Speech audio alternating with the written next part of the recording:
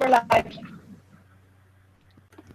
Welcome back, true believers. Welcome back to Freedom City, ended by Tarkiel by Dark. If you haven't seen episode 1 of the series, we highly recommend that you go back and take a look at it here on the overlapping Mystery channel. Or you can find it on my channel, Bushy Clementine, the Freedom City playthrough.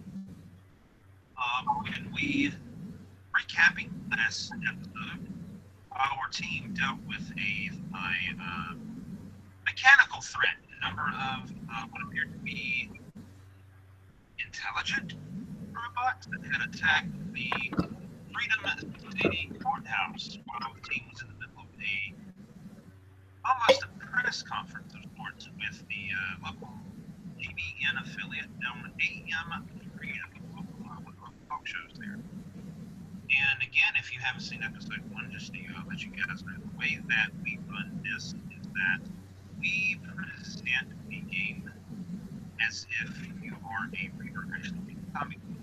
So from time to time, you will see that our performers here will earn comic book pages. They will describe the panel as if you need.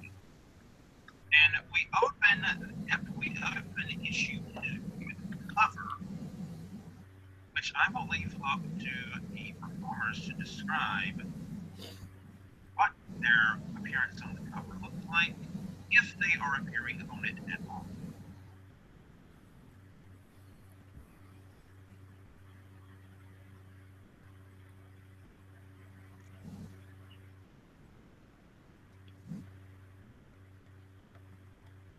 Anyone? Well, I suppose D10 will be climbing. Will actually be sitting on the head of a captured robot as he's plugged into it, running a variety of scans on the body itself. There's an actual picture of what D10 looks like in the lower third. That's basically what he looks like. Alright, like I said, guys, remember this is the cover, this is not the opening panel. Well, essentially, in the case of Mr. Adrian Weiss, he would be looking down on the scene, kind of off to the side and to the right, shrouded in shadow as the sun is going down. It's kind of having that Van Gogh interplay of light and dark going on, where half of his face is shrouded, and just kind of looking down disdainfully at this robot and just kind of picking parts away from it.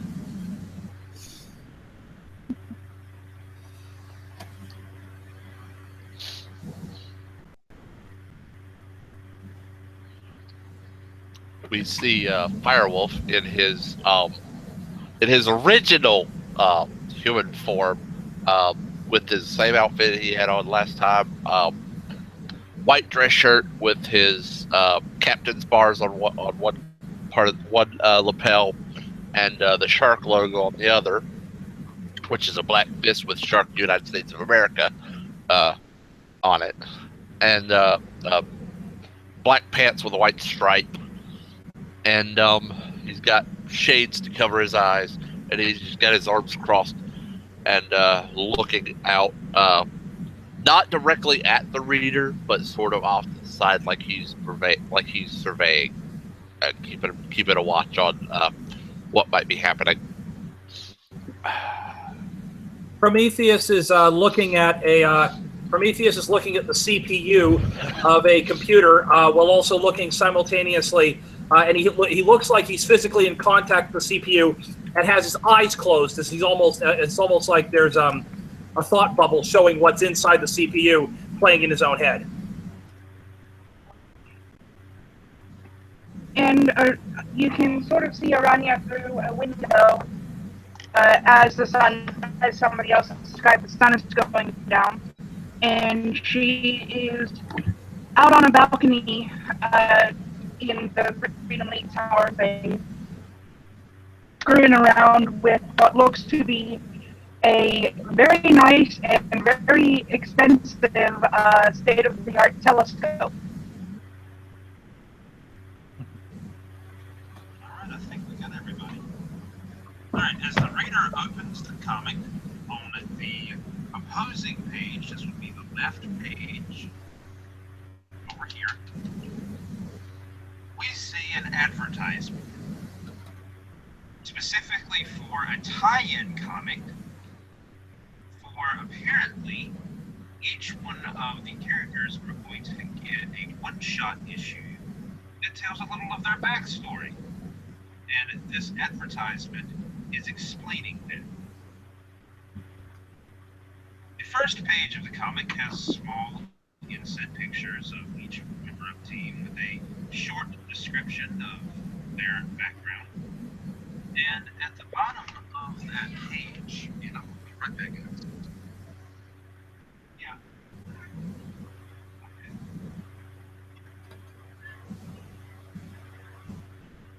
I know, I got it. Don't worry about it, I got it, don't worry about it. Oh, jeez, ladies and gentlemen. The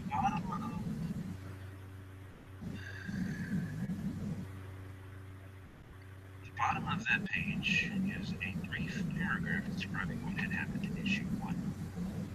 There, the team basically came in contact with bots and pretty much said that they had been shadowed. As the reader turns the page to page 2 of the actual comic, our opening panel shows what looks to be some kind of a map, where we see that one of the shadow bots is leaning on almost looks like a metallic operating wheel, where we see that D10 has a number of various clues that came pretty much everything you can think of looking into, where several computer monitors are running diagonally. And I will let Ian take it over from there and move that. Field guys will make the transition as you feel that they are.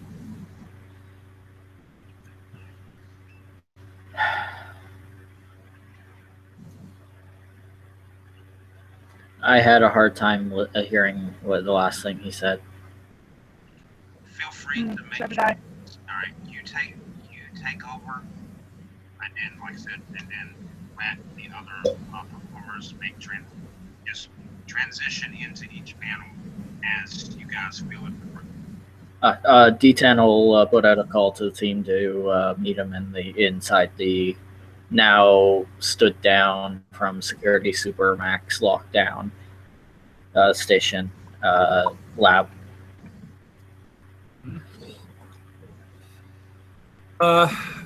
Just to clarify, did we do the roll for whether or not Prometheus needs his medicine today? I had already put it on. You already Okay. did, and you do not. You're fine. All right. Prometheus walks into the lockdown room with a big grin on his face.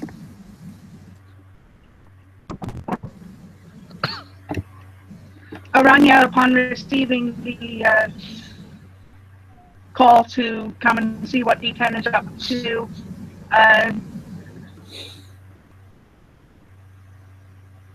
kind of finishes whatever she's tinkering with on the telescope, makes a note in a notebook next to her, and heads back inside and down to the lab. At this point, Vice is just kind of tinkering with the electronic discharge weapon, and basically just kind of tinkering with that in one hand as he's walking down, kind of lazily, sort of yawning, because he's been up since 4 o'clock in the morning, just having some slight dark circles around his eyes. What in the world? I was so excitable at this hour. Jeez.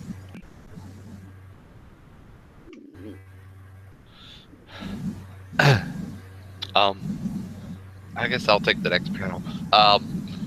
We switch panels, and in a slightly different part of the room that D10 is in is a sort of graying man in a lab coat bending over one of the computers, and it looks like he's working on some data.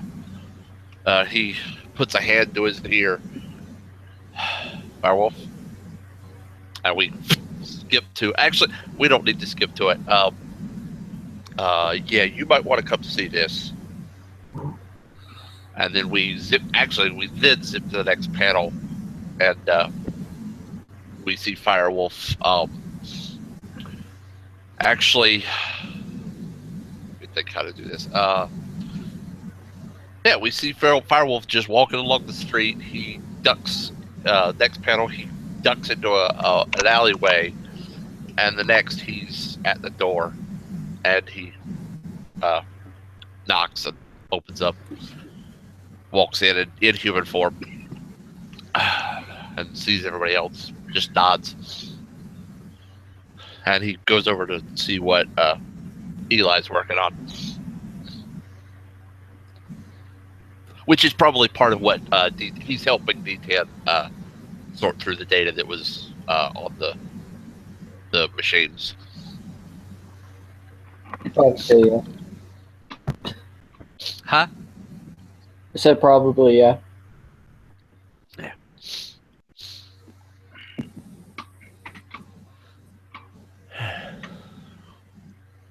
But Next panel, in the next panel, you see Aranya coming into the lab, and the first thing out of her mouth is, "Well, what's up, D10? You win another hand of poker?" No, I've been too busy for that. Actually, I've been working on this thing. Nods back to the bot. Got some interesting data on these things. These things are pretty tough, actually.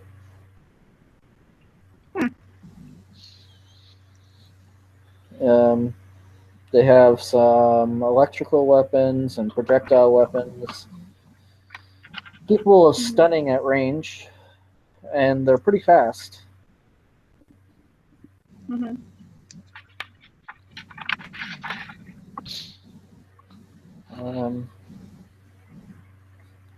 He'll basically give you guys the data that Will's given to me, which is basically I'll tell you guys the stats, but in character he's doing it in a more better way than that. Ian can't come up with a way to actually put it into terms that aren't game related. this kind of data, yeah. Yeah. Basically, Dex 16, Con 12, Charisma 12, Toughness 4, Fortitude Toughness plus 4, Fortitude plus 4, Reflex plus 8, Will plus 4, Blast 9, Electricity, Deflect 9, Slow Projectiles and Ranged, Stun 6, Ranged, and Speed 8. Attack plus 5, Grapple plus 5, Defense plus 8, Initiative plus 11, Bluff plus 5, Concentration plus 4, Notice plus 4, Search plus 4. Hmm. Wow, forget about that one program that you found. Yeah, I'm just do our PMs back and forth about that.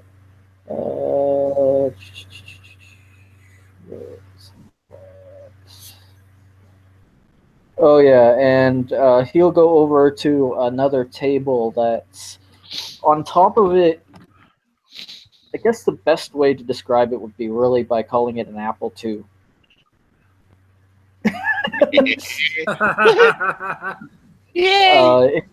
Except it's a little more modern. It's got a normal operating system, but it's clearly not meant to be connected to any kind of wireless signal or in any fashion to be able to connect with higher technology. And he opens up a file entitled Collective. It's an executable that records the unit's combat experiences and modifies existing programs to learn from experience. So is this a more rudimentary AI, or is it a comprehensive tactical analysis sort of thing? It's it's an inferior form to my combat style. It will each of them will adapt to combat depending on experience. However, it actually requires them surviving necessarily to necessarily learn from it. Oh, such a shame. They'll never learn how to deal with mental freaking powers. At this point, Vice actually will lean down and the panel will kind of shift and he's just kind of looking into the servo eyes of these creatures. Creepy little Terminator bastards. By the way, sorry to interrupt. That was a 17 to data link.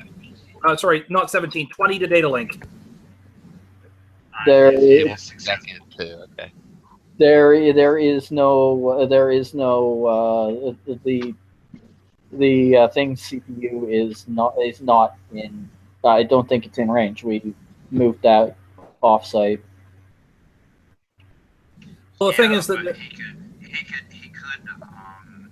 data link into that drive that's got the collective file. Oh yeah, the copy of the yeah.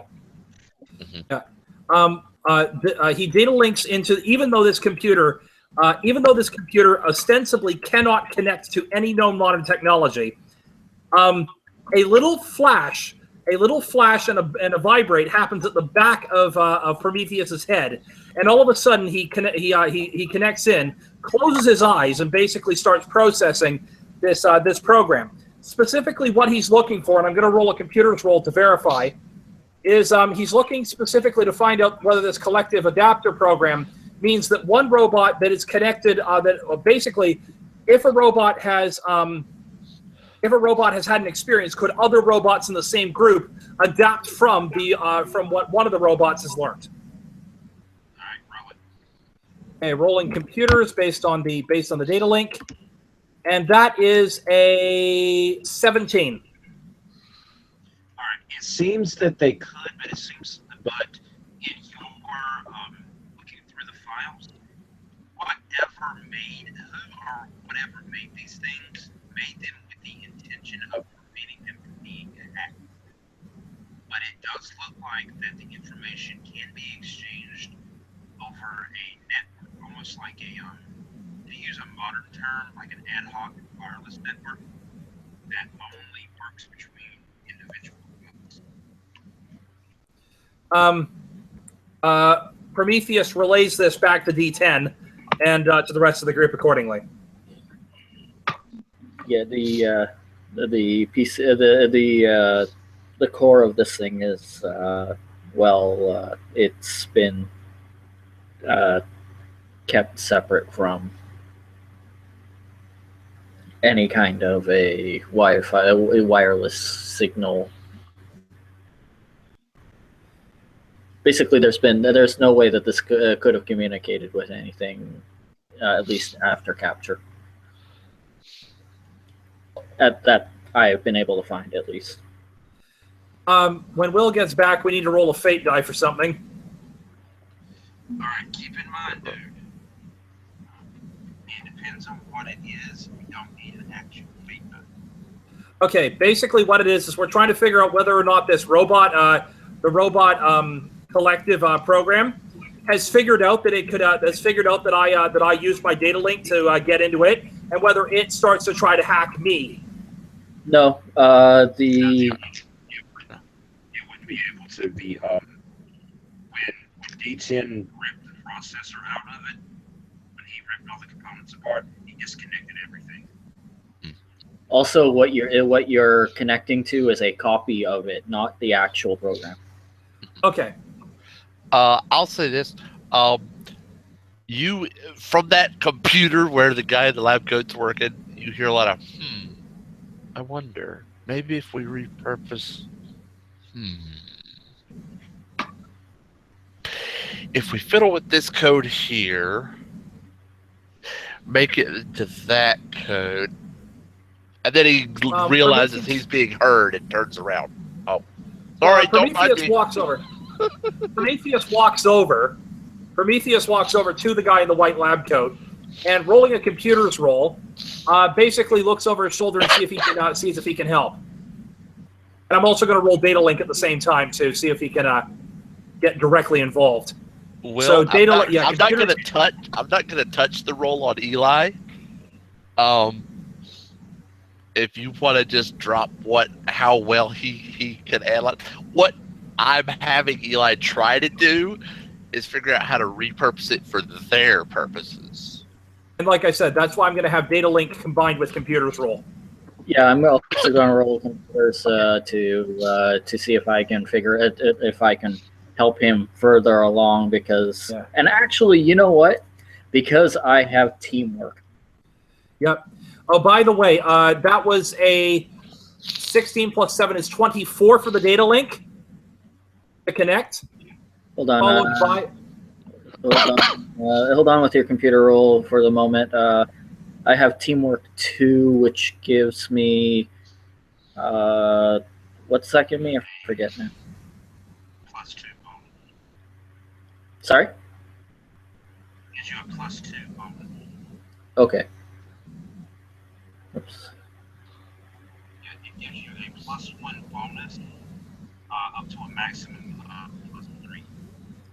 Yeah, I've got so 8 plus 2 plus 5 for my computers. That's a 15. Okay, I'm going to roll as well now. That was a crit. That was 32. Go Prometheus. Through the data link, Dang. Prometheus takes one look, switches a couple of lines around. You can actually see him physically moving his hands as he's doing this. And what the reader sees on the next panel, inside Prometheus's head is a string of basically a string of connections to various nodes. And as they're being reconnected, lines of hexadecimal code are running through the system, are running across his eyes as he relocates them and basically completely rewires the collective original program that Eli was working on for their purposes. And for we computer savvy people, we know what people are coming from. Oh, God damn it! Whoa. 00111011111. Wait, what's going through Prometheus's mind? Prometheus's mind is all. Oh, it's all. Yeah, he's rewriting the binary. Yep. And Eli's just sitting there. You all have been introduced to him. He's known as Prophet. But he's like starting to type, and he sees the code changing that he's not even touching and going. And he just looks over at Prometheus' blank face and just goes, "Oh." It goes okay, beyond, it goes beyond that, I believe. It goes beyond his bonus too. I mean, his bonus is added to by my teamwork feat, isn't it? Yeah, probably. Yeah, but doesn't that even get further boosted a little bit? Yep. So it's 32 initially, plus 3, plus your computer bonus on top of that. My computer bonus is 5. Yeah, so that'll be an extra 8. So that's 4. I think we just witnessed. That was computer magic. That was beautiful. I mean, he's not even seeing the right. I mean, the just code. created the Illuminati of computer guys, but the 4 of us. The program is I'm guessing the program is no longer even in readable code to normal people. It's all compiled, and by the way, and the next whenever panel, it suddenly when it compiles, you see Eli's eyes go white, and you have a partner now, and you're sharing ideas. Yep. By the way, the next panel, you just kind of see Aranya over Eli's shoulder with her cup of tea in hand. Well, that's impressive. For those not familiar with how the game works, if you rolling H50 on the die is considered a critical success. That is amazing. So in plain English, Can't hear you well. for those that are not familiar with how this game works, you roll a 20 on a 20-sided die. That is considered a critical success. So in plain English, you just make JavaScript his bitch. Yep. He's like, Java, psh, binary, let's go. Yeah, exactly. Straight down to the. I'm fairly certain that with a roll like that, he could have made a quantum computer his bitch. Which reminds me, this is going to come up in a little bit. A little thing starts pinging in the back of Prometheus's mind and goes, huh, that actually allows me to do that. Good to know. I'll get there eventually.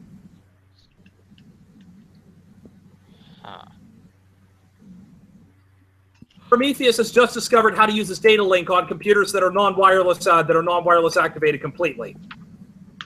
Well.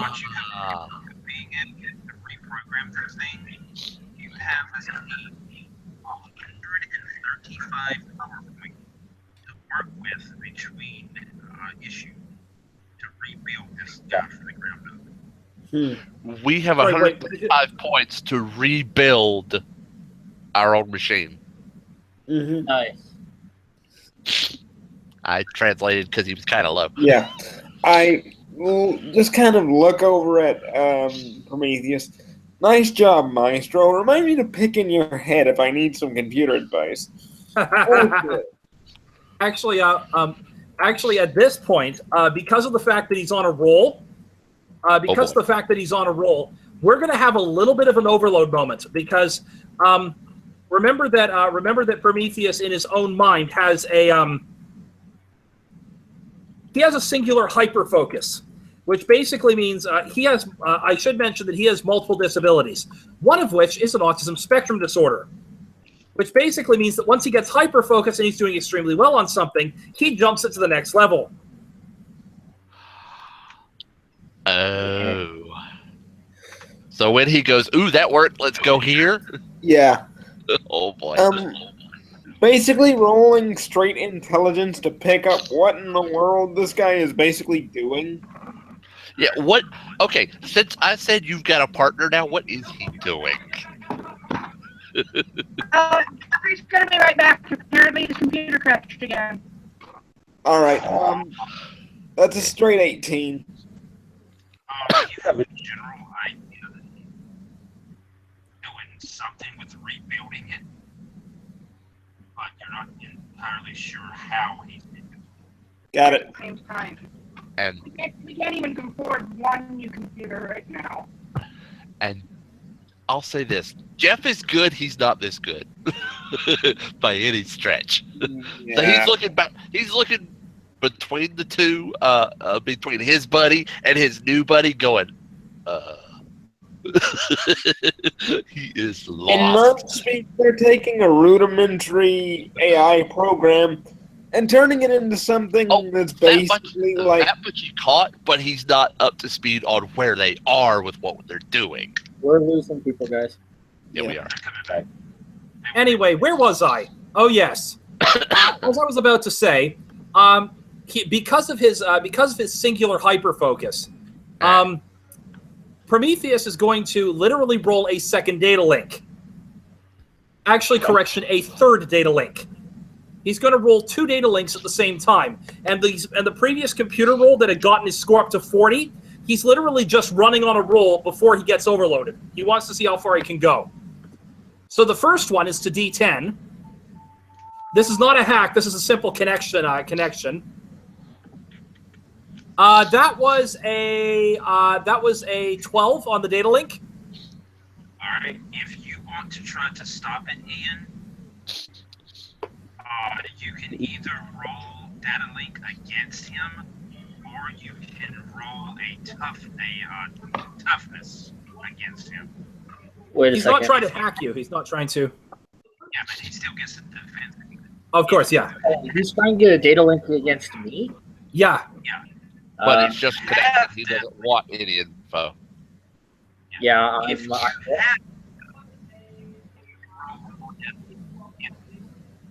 Could you please repeat that? I have no idea what Will just said.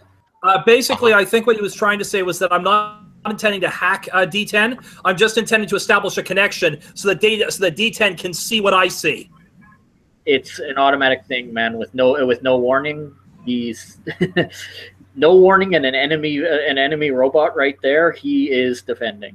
Okay, fair enough. So feel free to roll against that. your defense, if you have the data link power, it is an opposed data link roll. If not, it's a tough roll. It's what?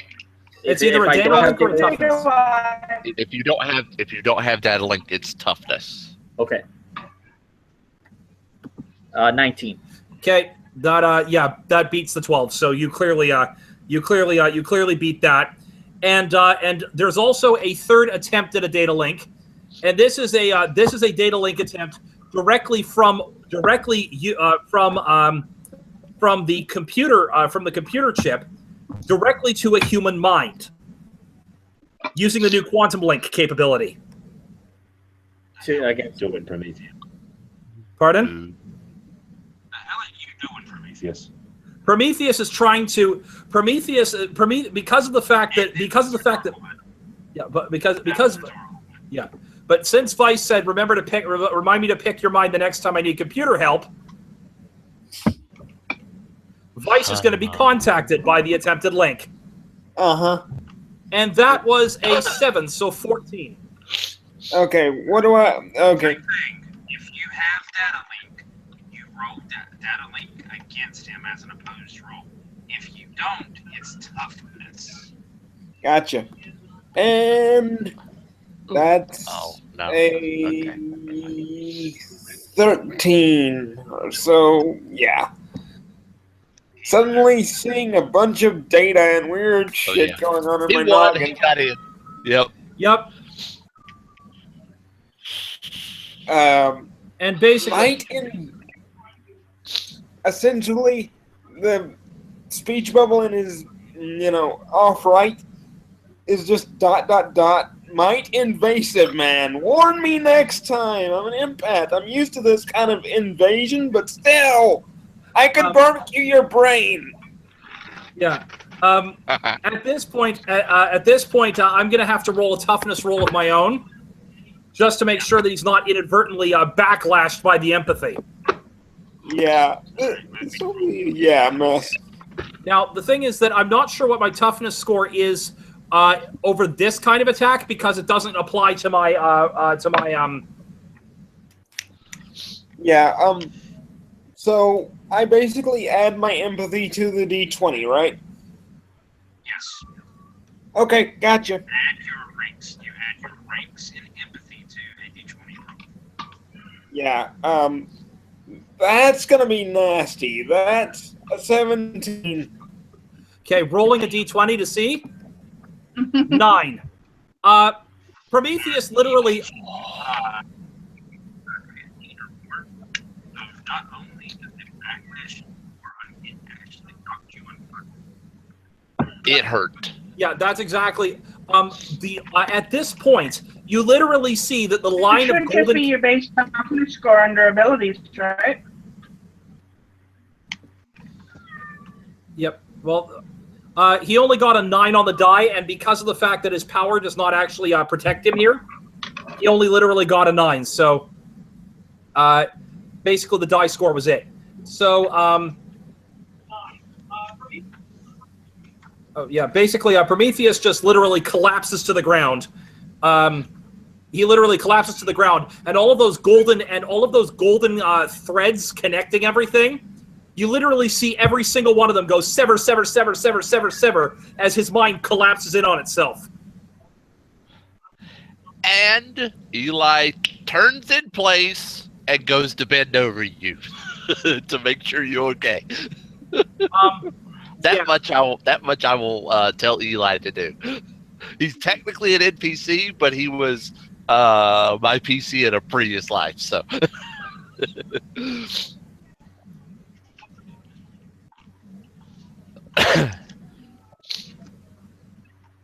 Zumi, Bill? we can't hear you. Mishi, we can't hear you. Oh yeah, nope. I tried to warn him, man. I tried to warn him. Literally, Vice is just getting kind of nervous because he's realizing how freaking powerful his brain is. Oh, shit. Oh, fuck. Ugh. Well, I don't know what stats you want to give him. Would you do a medicine check on Prometheus to make sure he's okay for Eli? Yeah, he's fine. He's fine. He just needs some time. Eli just checks him over and gives All the right. thumbs up. And, Aranya has huh? Mish, you roboted really hard. Not yeah. Still robot. Aranya has no idea what just happened, but she's on Prometheus's eye. And she's gone. Crap. Yeah, her internet does not like her today. No, it doesn't. Aranya has no idea what just happened, but that's all I got. Yeah. She's on Prometheus's, like, right or left, trying to, you know. Okay, let's see if everybody can hear this. Google and my computer can both go die in a fucking fire. That was perfectly clear. Yep. Proceed. What were you saying? I was saying Orania has no idea what's going on or what just happened, but at the same time that Eli bends over Prometheus, she will bend over him on the other side to make sure that, you know, he hasn't suddenly keeled over and died on us because, well, this is Prometheus we're talking about. But yeah, Eli checks him over. You might have missed it. Eli checks him over. He pats you on the shoulder, gives you a nod, and looks back at everybody else and gives a thumbs up. He just needs some rest. Looking at the guy in the medic's lab coat and everything. Thanks. I really don't need to know I killed somebody today. Prometheus is going to roll. I'm going to roll regen for Prometheus. He literally fell unconscious because of the data overload and his severing.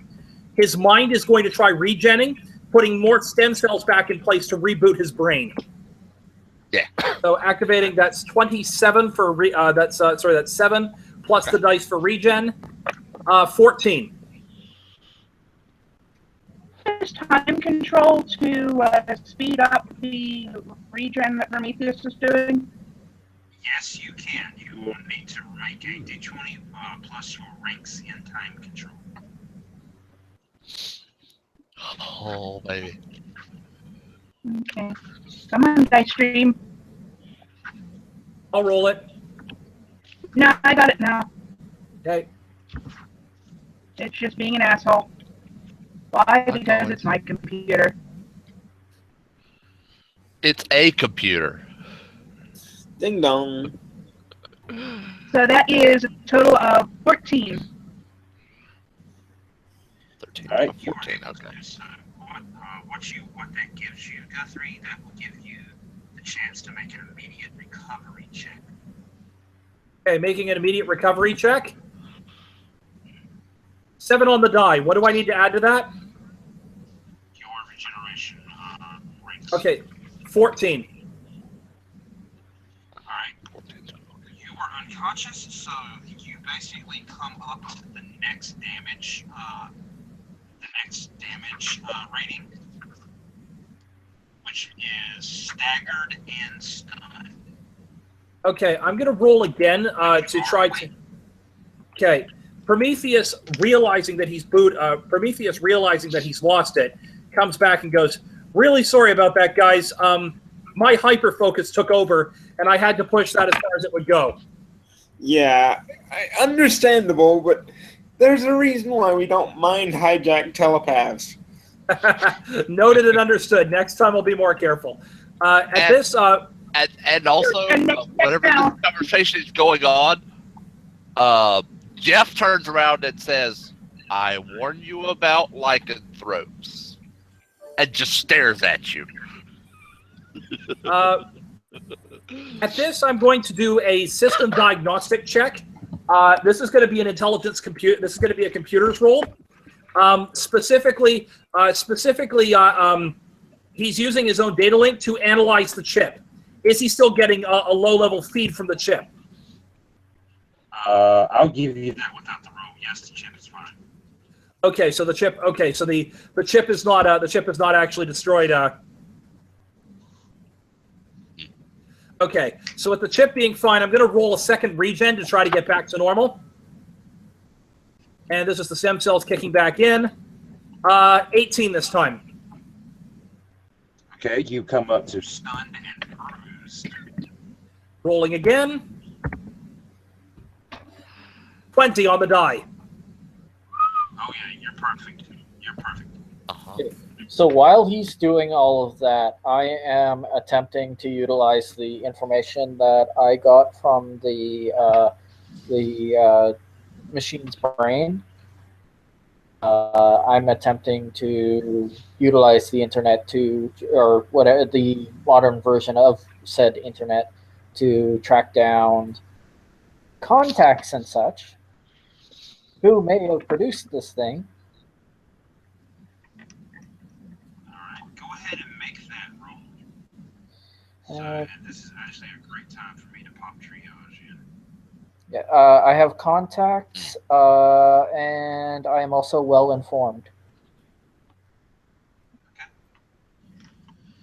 It's about that time as Prometheus is recovering. The door to the lab pops open and triage appears, holding a manila envelope in his hand. So, ladies and gentlemen, kind of cocks his head at the sight of Prometheus. Are you, you know what, never mind, I'll ask later. You seem okay now. Here's the information you were looking for on Shadow. Who does he say that to? Everybody. Firewolf will immediately step up and take it off of him and start flipping through it. And he'll relay whatever's in it, unless somebody just wants to look over his shoulder, which he doesn't. I'm going beyond just looking for the information on Shadow. I'm like looking for like information on the components. I am going like he went for the organization that either or hired somebody to produce it. He's going into details on the more effective components of said machine. All right, here's what you get. Willem Cantor was born in Germany in the early 1900s. A dashing, athletic, and intellectual young man, he found his way into certain esoteric circles around the same time the Nationalist Socialist Party was gaining prominence in his homeland. Eventually, he was initiated into the Thule Society and learned ancient Teutonic magic. This Vice is I didn't hear much of that, Will. essentially he's talking about this. Yeah. There you go. Yeah, essentially a Nazi. He studied. He joined the Thule Society and all that kind of crap.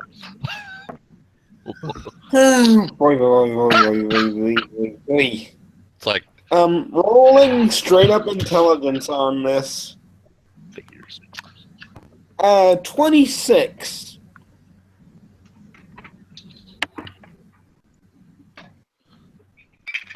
little more information on Mr. Cantor here. Cantor's experience in the Soul Society awakened him to numerous past lives, in particular, a previous carnation in ancient Egypt, where he was the sorcerer Tan Akhenaten, who betrayed and attempted to overthrow the prince Heraru. He learned that his soul, his Ka, and that of Heraru, had reincarnated through history to carry out their age-old conflict. Mm-hmm. We're dealing with an old soul as well as a Nazi douchebag. The speech bubble is just kind of distorted, and the speech within is kind of red. He's just kind of pacing around the room like kind of a caged panther. He's like, okay, there's going to be a mage fight now. I'm angry. And I forgot to include, as soon as Jeff started relaying the whole German and Nazi and Thule words, Eli came over immediately and started looking at it. Like, this really got his attention. He's wanting to see it for himself. Ugh, the Fuhrer. Isn't there enough of those assholes running around? Hey, Alright, the information on Shadow, for those of you that are reading the file.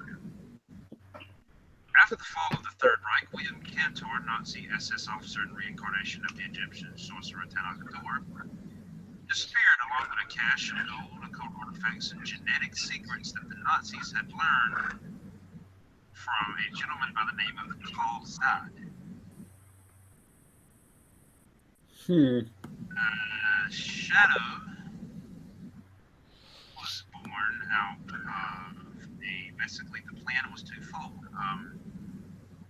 Cantor was creating a new ideal version of himself and used secret arcane rights to consciousness into a new body that he dubbed the heat of that body overshadowed.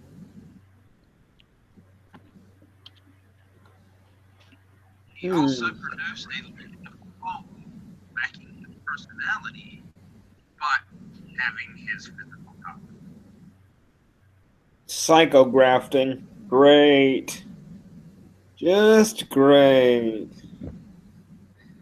Emperor Palpatine, son of a... Basically, Vice is just snarling, and you can see the speech bubbles over his head just getting more and more distorted as just rage is starting to filter up. Okay, this guy's gonna get it. There's also a note in the file that sometime around the 1960s, Aegis, the Freedom League, and overshadowed Venetian Heraru, who had been reincarnated as a superhero known as Scarab, based on a brilliant individual sometime around the 1990s. Okay. And individual members of the Freedom League were able to uncover various forms of Shadow, but he somehow managed to return, apparently unharmed, and no one knows for sure what became of him. Okay, good.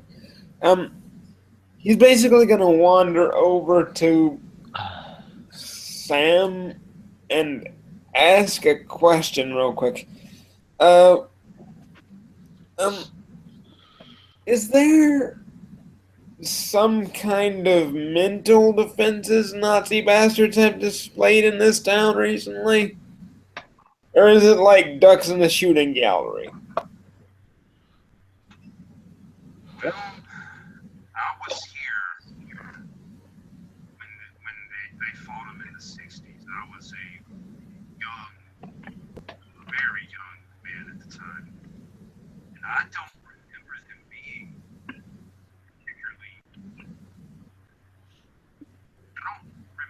being that particularly well. Nice. At least I can deliver some punishment then. Upon hearing Prometheus. this, Aranya just smiles and chuckles a little bit. Vice will actually stand straight in front of Prometheus.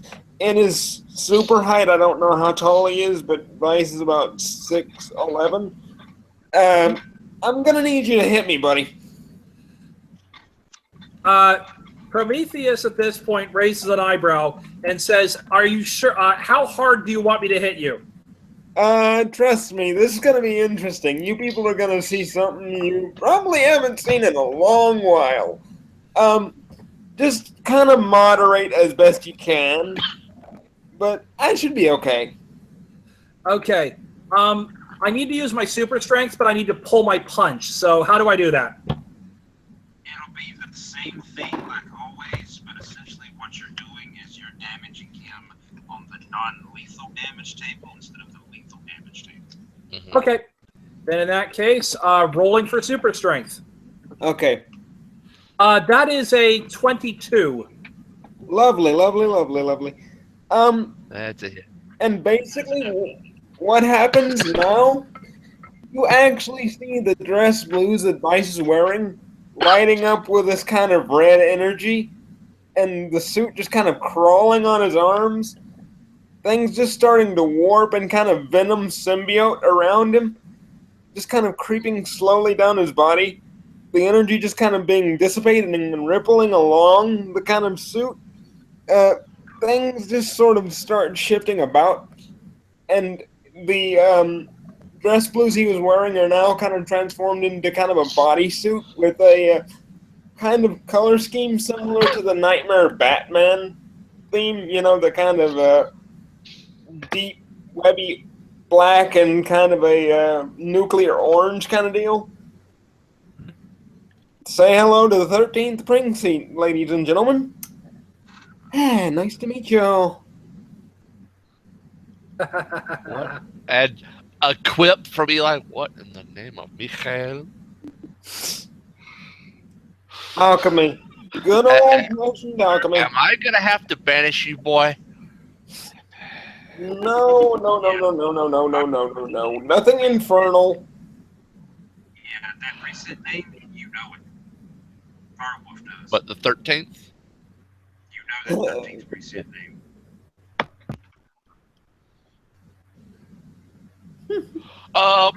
Facebook me what I should know, or can we do should we do this flashback to how he learned it?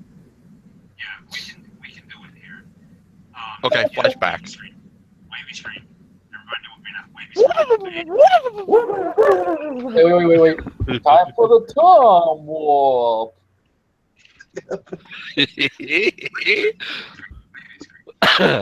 Next panel. Top right corner of the panel reads 1996, where we see a Younger Firewolf is in the middle of combat with some kind of monstrous entity. It almost looks Demonic. Oh. Is this Big M? This is Big M. Okay. And I will let you handle the mouse. What? You'll let me handle that? Yeah, I'll let you handle the panels and I'll add in where needed. Oh. Uh-huh. One panel, there's actually flames because of previous devastation all over in the first panel. Mhm. And you see Firewolf it's still in his shades, looking around and holding out his hands to the flames. Next panel, you see swirls as they come in to his hands. The next panel, you see him with his hands together and launching it at this giant demonic creature.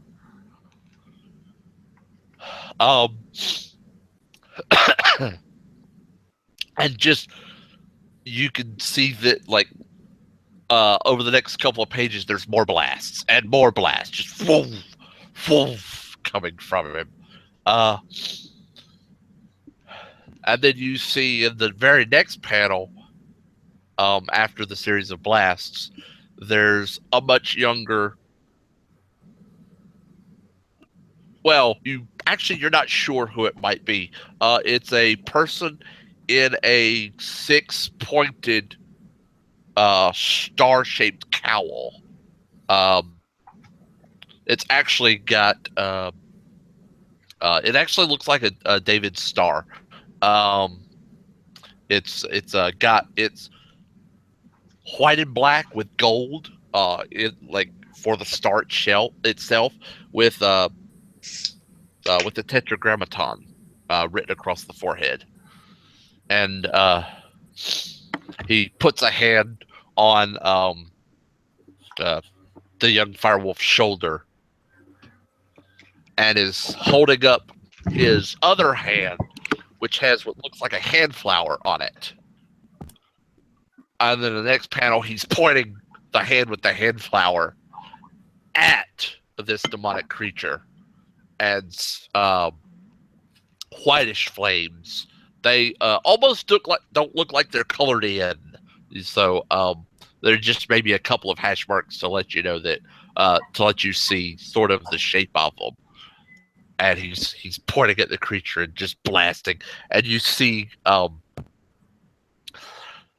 almost Hebrew being spoken in a word bubble, but it's the grammar makes no sense, so those who can read Hebrew do not understand what's being said. And he's just muttering these words, and I want to see what else happens. Well, the next panel shows some type of what looks like a panel fan has pulled into the scene, and a gentleman clad in some type of what looks to be SWAT armor has reached out and grabbed the pair and pretty much pulled them into the van. As the panels continue, this gentleman looks to be trying to bail them out of the fight. However, this demonic entity raises itself up in front of the van and manages to take the van and throw it several hundred feet away. It lands on its top and rolls a couple of times, at which point you see that Firewolf and the other gentleman with the cow have crawled out of the van. However, the other gentleman has not. They both mentioned something about smelling chemicals. Before they are able to return to the van, you see that the van erupts into flames, into a giant fireball inferno. And with that, we see the scheme waves itself back into real time. Huh. Oh, and the other entity was where he met 13? Yeah, that's where he had met 13. Okay. It's like him. They both faces turned to look at after the realization kicks in. Him. Hey, Precinct. Good to see you. Picking up a torch and carrying it, let's just say. I'm going to have to think of another name for this suit. It was originally called the Close Combat Aegis, but now I'm going to have to think of something new. Damn. And he just seems to kind of be pacing around. Yeah, this is a bit of an alchemical creation that was actually made by a young aspiring mob boss at the time, but I saved his life. Guy's now albino. They took his freaking shade away from him, and he was kind of baking like a burrito in the sun. So, yeah.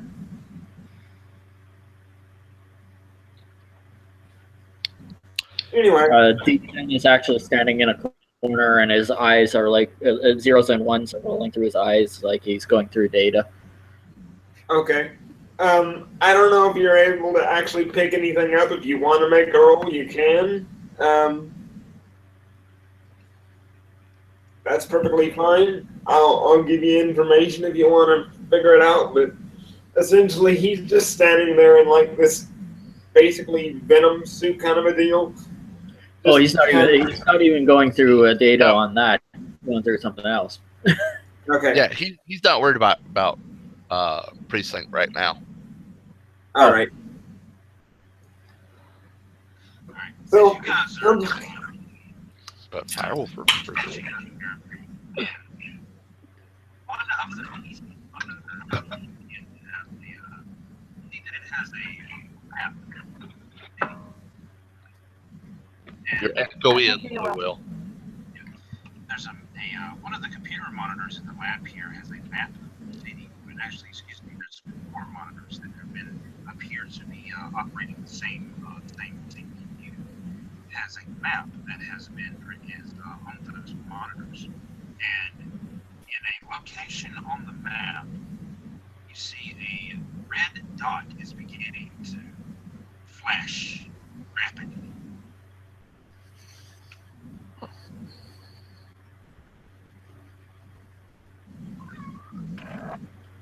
Just to clarify, where on the map is it showing up?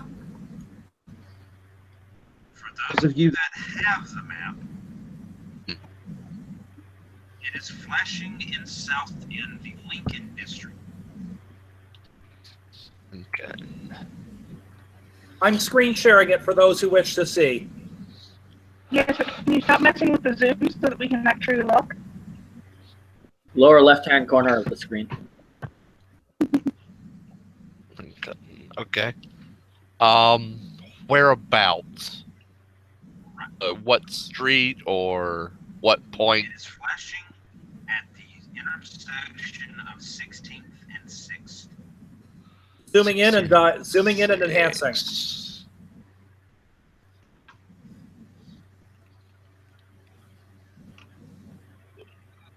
Sixth. Oh, so right there.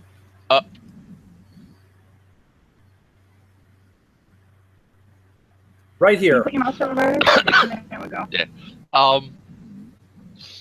Who's gonna make the observation? Because Jeff will. Prometheus. He looks over.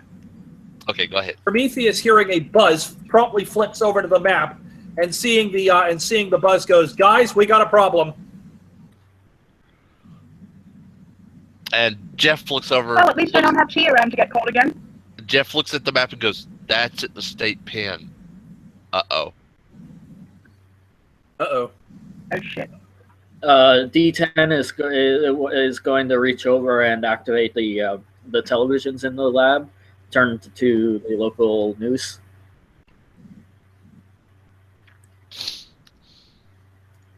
Will, news. Just a second here. Check my notes so I've got my either right.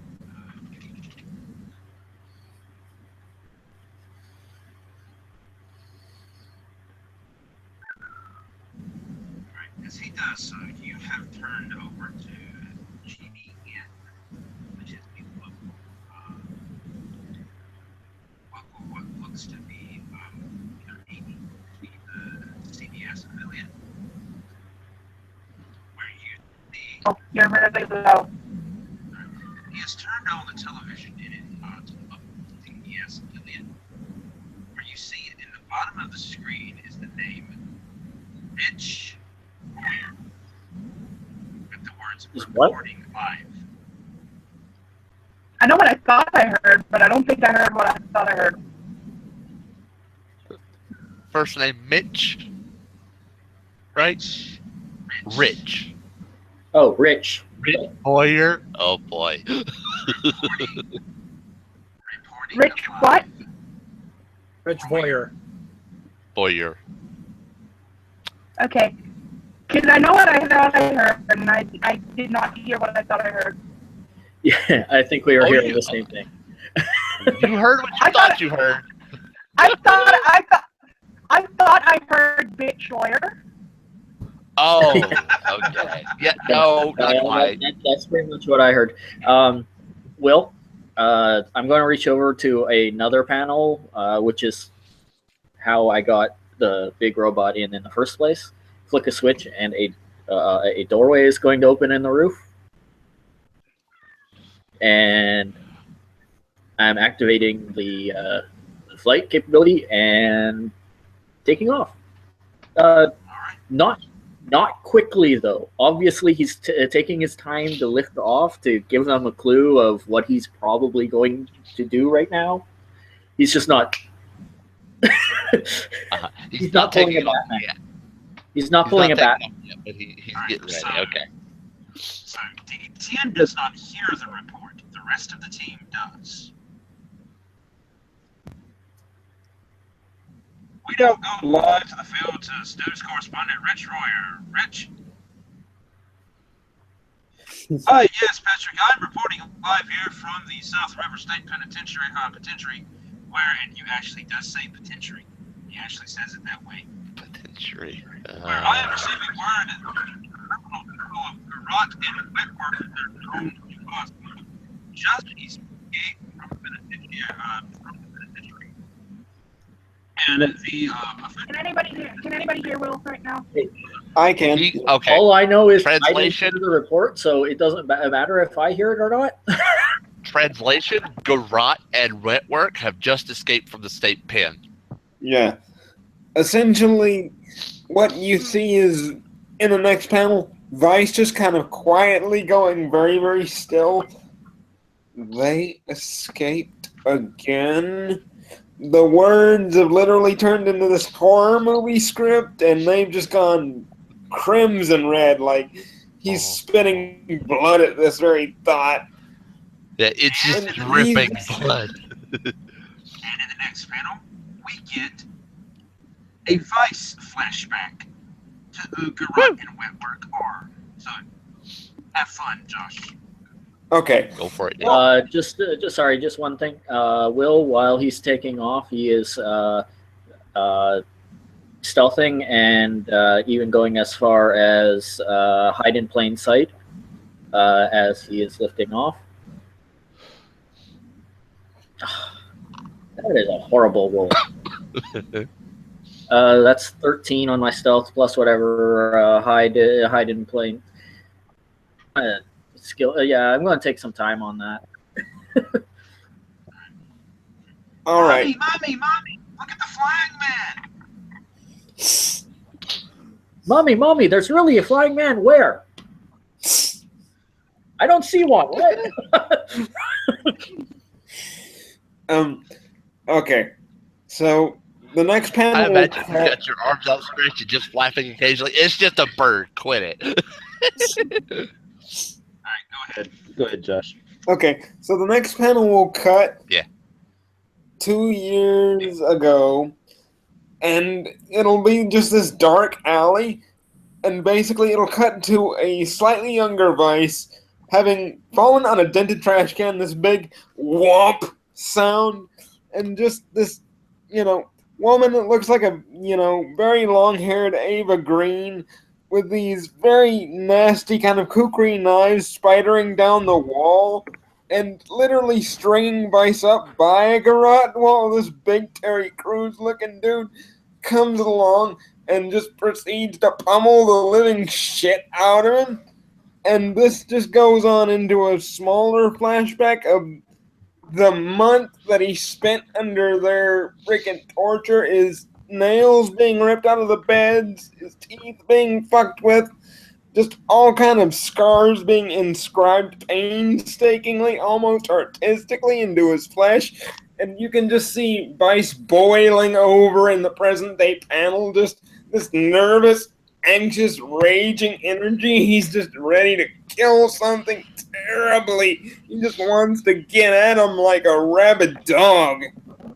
I got you, man. Right here. And this right here is why this game is rated 18 plus. Mm-hmm. Yep.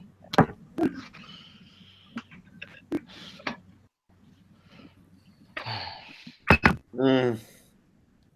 So we cut back to modern day as the group of misdeeds are standing there in the van.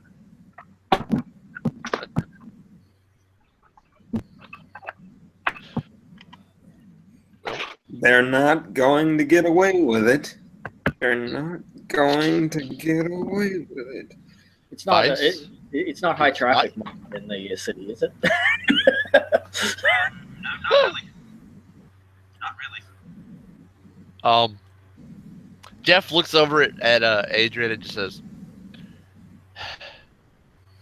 This isn't all your rodeo. We got your back." He just takes this very deep exhalation to almost merit its own speech bubble. Thanks, I appreciate it. And with that, Jeff takes one step forward and disappears. We're here for you. He just said this isn't your rodeo. The reader sees a shimmer where he's stepping forward, like where he's cut in half by this shimmer. One half is normal coloring. The other is sort of the front half is sort of shimmery and muted. It's like they washed out the colors. Prometheus sees the outline of the Prometheus sees the entire outline of the. Oh, you can see. Because I have data link, the way that my data link is constructed is I see connections between everything. Those little faint golden lines, and I said this in the last episode. Okay. You can see a faint outline in certain dimensions. Yeah, you can see The his shimmer. That's all. You can see the shimmering outline of where he's stepping. Yeah. It's just a little golden outline. That's all it is. And then next panel, there's a different form standing there. It's more Wolfman, like you saw in previous issue. And then there's a blur where you see a blur going out of the lab, out of the building. Yep. Yeah. And at this point, Prometheus proceeds to bend down to the ground. Actually, first I'm going to have him run to the computer for a quick calculation, because I want him to triangulate the position of where Garrot and what's the other name are likely to be. So this is going to be Wentworth. The other one's name is Wentford. Okay, so this is going to be Garrot. Yeah, Garrot and Wentworth. This is going to be what order? Knowledge mathematics, followed by data link, followed by intelligence computers.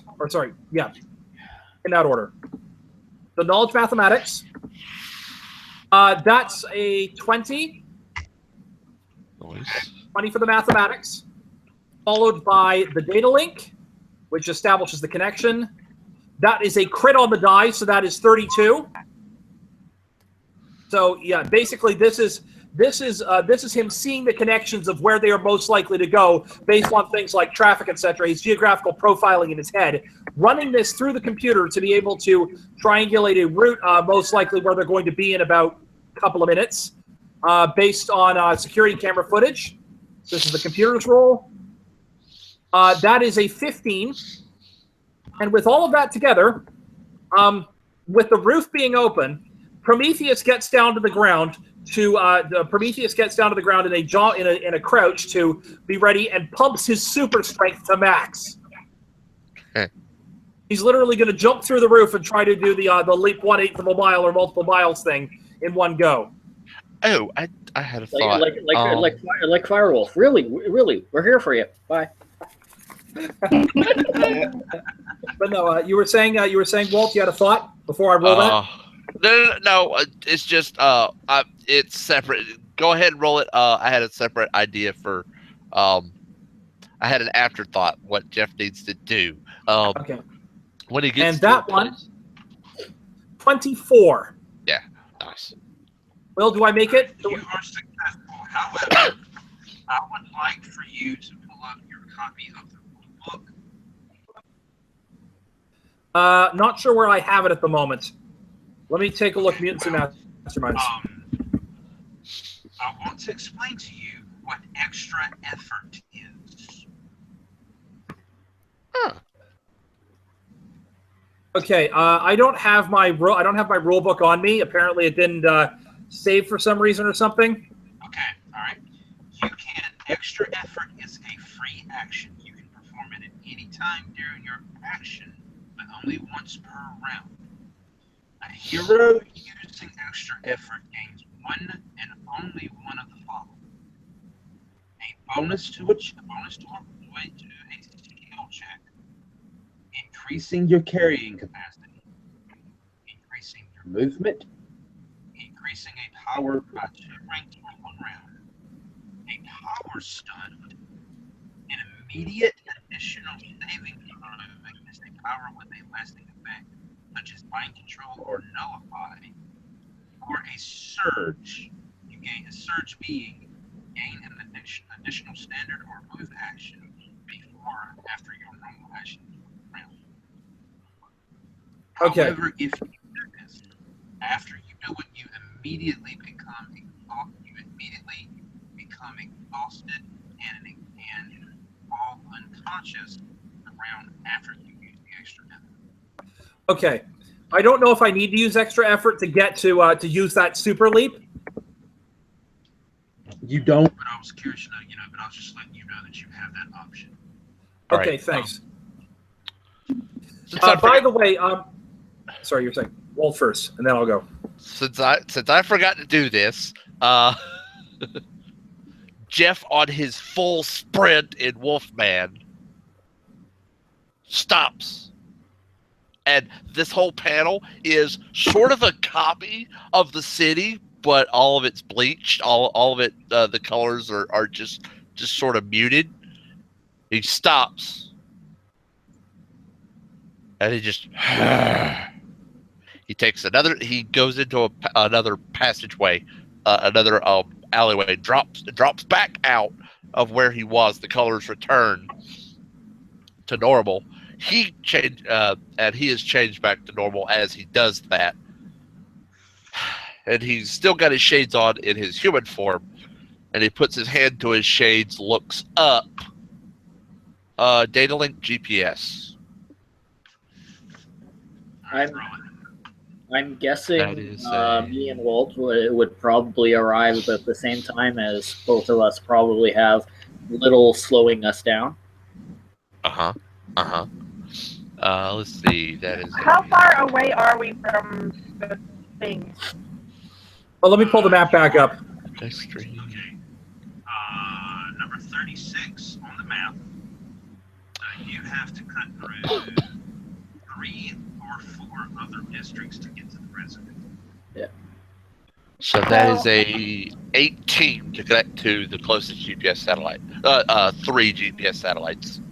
Okay, successful. Okay. He's he's trying to find. Should be behind us pretty quickly, but he keeps having to land. Yeah. What Prometheus should be? Oh, he's all jumping. Yeah. Okay. But he's sort of he's trying to search through recent data to see when it might have happened, and see if he can track where they might be now. All right, you On that data link. So how long will it take us? You are about 7 miles from the pin. 7 miles away. Well, he's sort of trying to figure out when it happened, and do his own triangulation of where they might be. She was asking about that as well. Oh, how far away we are. Okay, yeah, we're about 7 miles out. Okay. Assuming that the Freedom Fleet has a vehicle that they can use? Yes, they do. They have an actual veto plane. Woo! Alright. What's its speed? An actual what? Sorry? A what, sorry? It's a VTOL plane. They have a veto plane. Vertical takeoff and landing. Okay. Speed 9. Oh. Okay. I happen to have precisely one skill rank in pilot. As soon as Vice looks at the triangulation, the ingenious mathematical equation of where they're going to be, he's like, "You better come if you're coming." Over his shoulder at Ariadne, basically just have both. Aranya nods and says, "I can fly the thing too. I'm right behind you." Oh, by the way, I need to make a roll while my character is in mid jump, because he's literally trying to jump the full distance to where they are. That's why I got the 24 up and running. 7 miles, trying to jump 7 miles. Ooh. Well, the thing is that in this, I need to make sure that he also does a flip in midair at the correct. I need him to make a math roll, or sorry, physics roll, to make sure that he does the correct. I need to make sure that when he knows where they are, not only is he doing the apogee correctly, but so this way he can come down, literally. He can literally triangulate without killing, and basically drop down just in front of them to the point where his impact will hit the ground and knock them off their feet. By the way, that roll was for my mimic to mimic Prometheus's super strength. Oh, nice. Okay, physics roll. That is 16 plus 12 is 28. That is successful. Okay, so yeah. Okay, if you look at that, roll down to district, you're going to see state route number 6. The Morna Glen Ridge. Sorry, could you either repeat that, Will, or have Walt repeat that? I didn't hear that. Sorry. Yeah, I don't understand that either. Yeah, if you look at the map, the bridge that's right there to the right, to the right-hand side of the tree, that's To the where right. you're pretty sure that they can. Yeah, you're pretty sure they're on that bridge. Or Yeah, which one? The Mona Glen. They're Mona right Glen, on the Mona okay. Glen. Okay. D10 is attempting to, in mid-flight, contact Firewolf. I almost said David, but Firewolf to see if he has a location on them, and that I am almost there right now. What medium are you using? It Cell matters. Cell phone? Cell phone. He probably would connect it with his visor, I would think. That's technically radio, yeah? Will? Huh? That's radio. Okay. All right. And he's mid-run. Yeah, D10, what's up? Yo, where are you? Where are they? I'm en route. I am. He gives, let's see, did we both get the same location where they might be? Yes, you did. Okay. Headed toward the bridge. He's probably in a parallel direct. He's probably running parallel to you. All right, I'm en route. Depending on speed. And okay. D10 will divert and attempt to land basically right in front of them. Okay.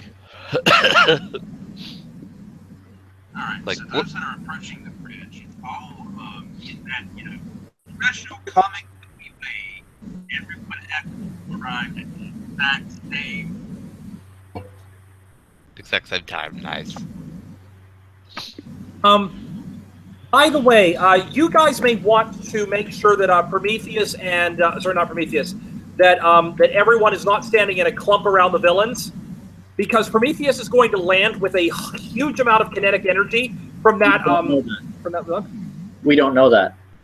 Oh, Yeah. right. Well, and keep in We mind, have no my suit feeds off kinetic energy, so you're just powering me up at this point. Yay! if you get hit by this, yes. Yeah, the problem is we don't know that. Yeah. Yeah, we have no idea. Yeah, we don't know that. And Aranya and Vice are not there yet, I don't think. And Firewolf is he was running in the Umbra. Yes, readers, there you go. If you know that reference, that's what he is. He was, He's running. he was He's two running in the enemies, Umbra, right? so he's not gonna feel any kinetics. It's two enemies that escaped, right? Yeah, it's by the names of Garrot and Wetwork. Yeah. Yeah, actually, you know what? D10's not even going to land. He's going to wait for the perfect cinematic Oh, Will's gone. Damn it. Yeah, because I think I'm I just need to drop Basically, I'll tell you what D10 is planning. He is waiting for the precise cinematic moment where the smaller, less combat guy is talking to the bigger guy, and he turns to go around to talk over his shoulder at him, and D10's just going to fly by with super strength at the combat guy and basically take him with him. So basically, the smaller guy goes, blah, blah, blah, blah, blah. Where the hell did you go? Wait. Huh? Oh, He's basically doing a flyby. You were gonna pick Firewolf up and fly him. No, the bad guy. There's two of them. Right? Oh, The more combat, the bigger guy, he's gonna just basically swoop in, take him as the smaller guy is hammering and turns his head to see why he's not responding. Go, where the hell did you go?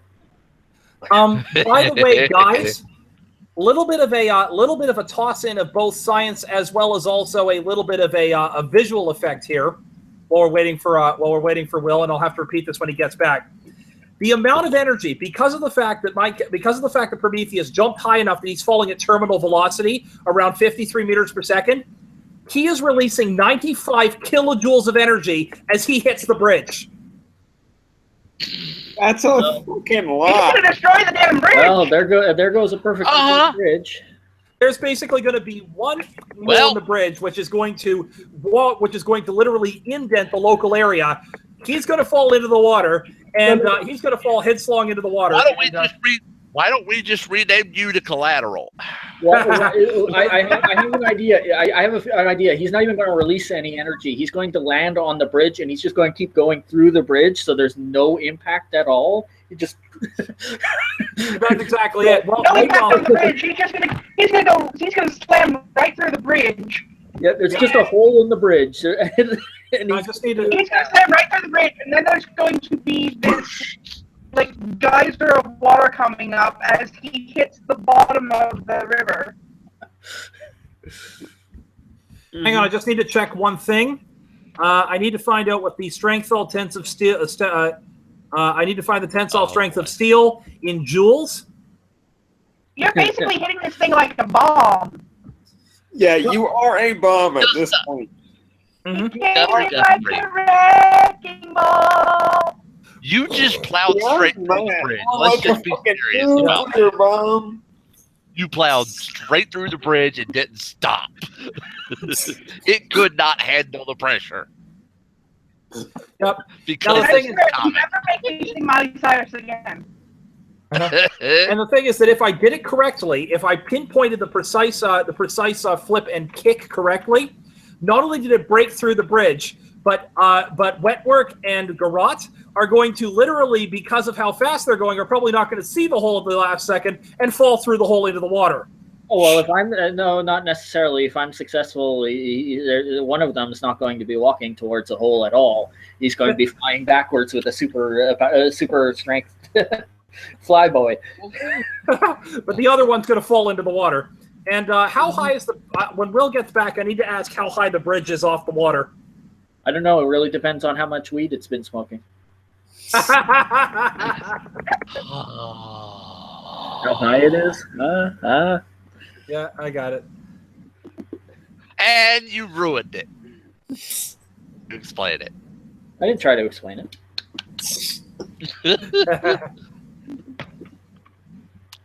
Anyway, hopefully Will be back soon. Because I want to let him know exactly what happened with regard to the... Dun dun dun dun dun dun. Oh, Like a wrecking ball. That's what happened.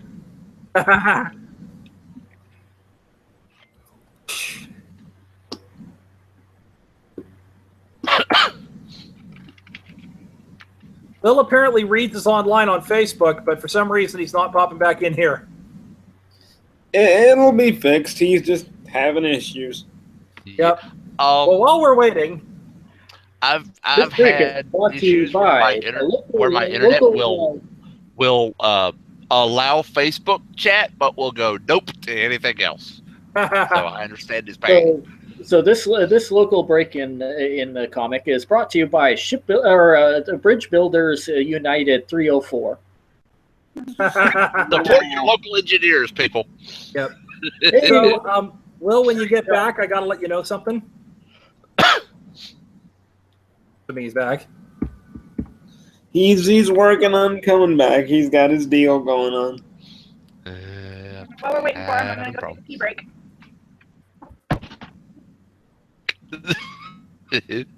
Buddy break.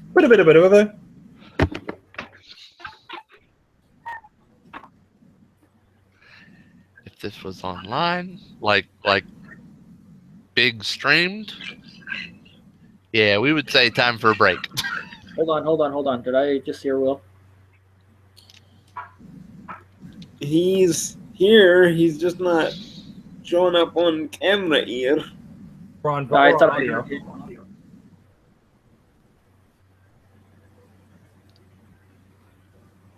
William Bushy.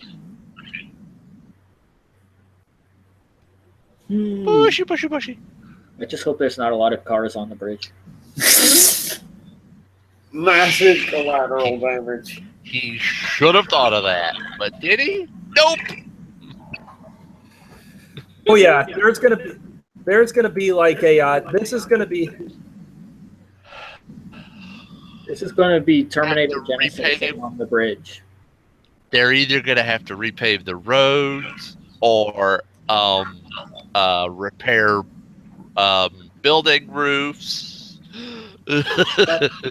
Well, this is precisely why I'm bringing this up, is because a little side note for you: the original Superman, who could leap 1/8 of a mile, they never actually showed what the kinetic energy from his terminal velocity and his denser molecular structure was whenever he landed every time after leaping a 20-story building or something. Yes, They did. Oh, my mistake. I'll point you towards things like the Doomsday fight, when he's landed from terminal velocity and created the impact crater. Okay, fair point. But this is exactly it. In the style of DC Superman doing this, I wanted to add that little bit of realism that they did there as well. Uh-huh. And where you're blowing up a freaking bridge and gonna give us, like, major bad press. Hey, yeah, it's not gonna with the money you gave. You're gonna need to give a lot more. Hey, Will. It's a will. Where there's a will, there's a way. Test number 2 of Will's connection. Mm-hmm. Sting. There we goes. Oh, we We got have camera visual Will. now. Will, speak to us. Call him up. He's frozen. Yep.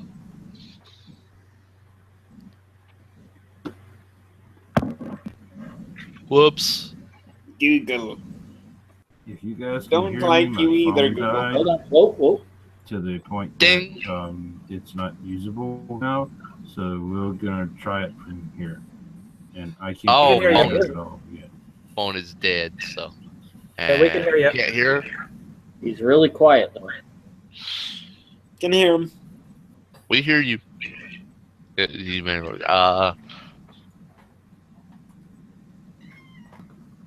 got him bumped up as high as my volume will go.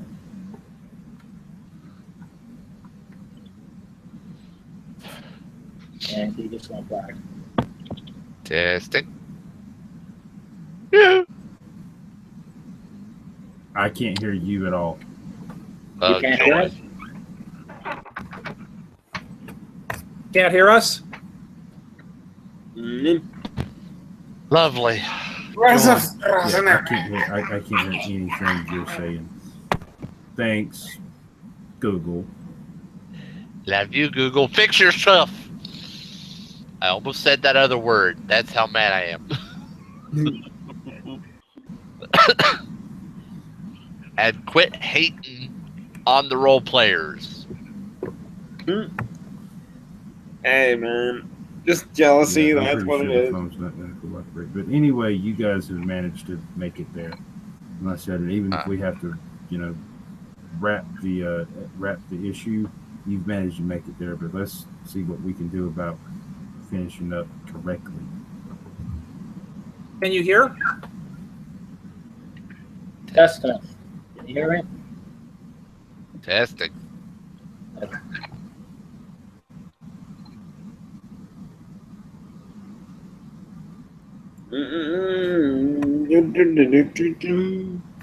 How to make salad appealing. Put hard-boiled eggs and bacon on it. Oh no, I think I figured out just what I'm going to do. Oh, if I can succeed on this, it'll be awesome. Testing. Bill? Yes. Still Yes, no. it is. Oh boy, he can't hear us. Well, this is going to be a problem. A little bit. Fiery flipping fuck nuggets. Yeah.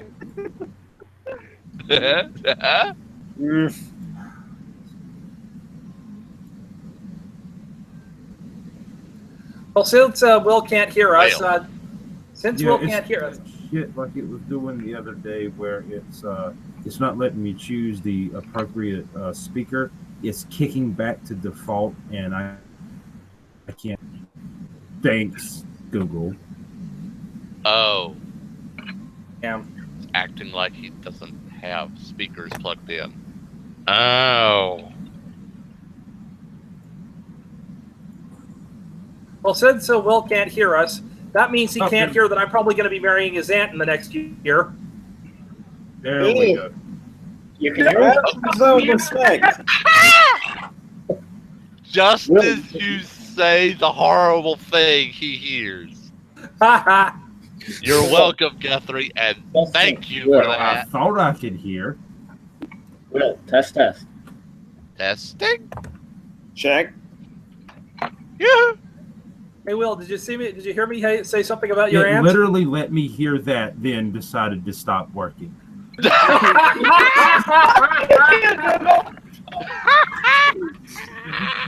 Okay. Oh, that is priceless. All right. Have to mute me because all right. If you end up hearing yourself, I'm sorry, but this is the way I'm going to have to do it because my computer's doing that shit where if I plug in my headphones, it makes it think that I don't have speakers. Courtesy mute, folks.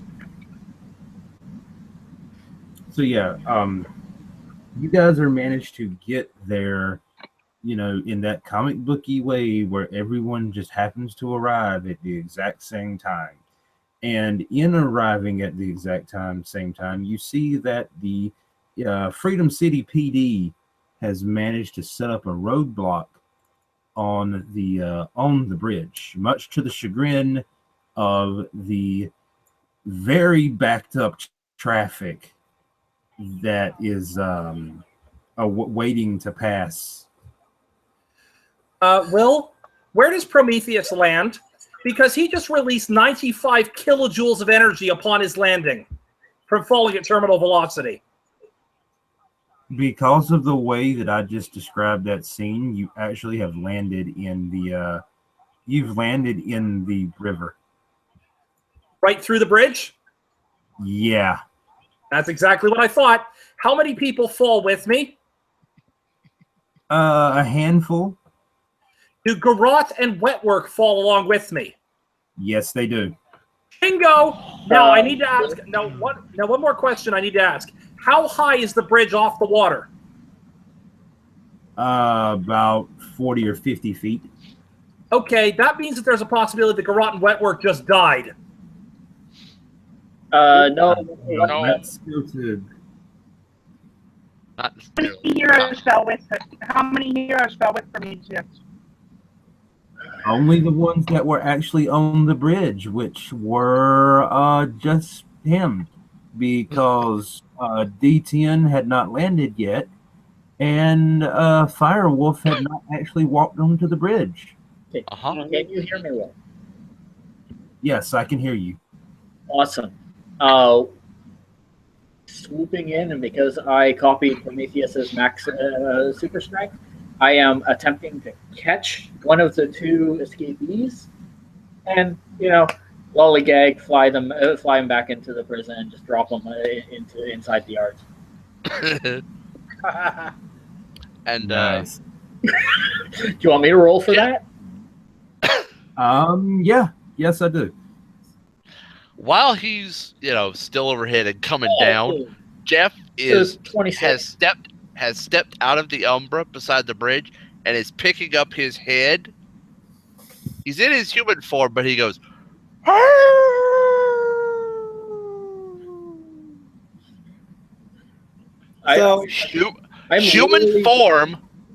human form, perfect wolf howl.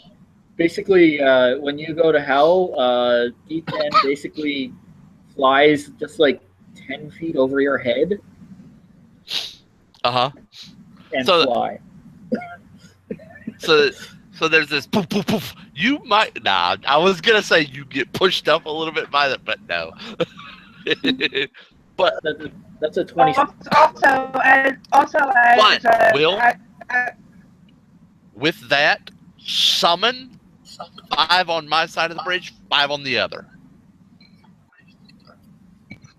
Okay, summon something side of the bridge because you cut out. I'll type it. Yeah. You were saying, Mishi? Also, as the howl, I was saying, also as the howl goes through the air, that's when Aranya and Vice land in the aircraft. Not on the bridge, but near the bridge. And as Aranya gets out of the plane, she says to Firewolf, "Impressive." And then she looks at the destroyed bridge. Yeah. Gosh darn it, Prometheus. Uh-huh. But yeah, there are now 10 more people on in this little soiree. 5 on one side and 5 on the other. They're actually in human form. But with that, how you can guess what they are. Yeah. Vice, having no rage outlet, instead just starts picking up shredded pieces of the freaking bridge, the steel, and actually using his telekinesis to bend the fucker back into place. Fucking windows! Uh-oh. We heard that. What was that? Kicked out. The whole damn computer was trying to crash.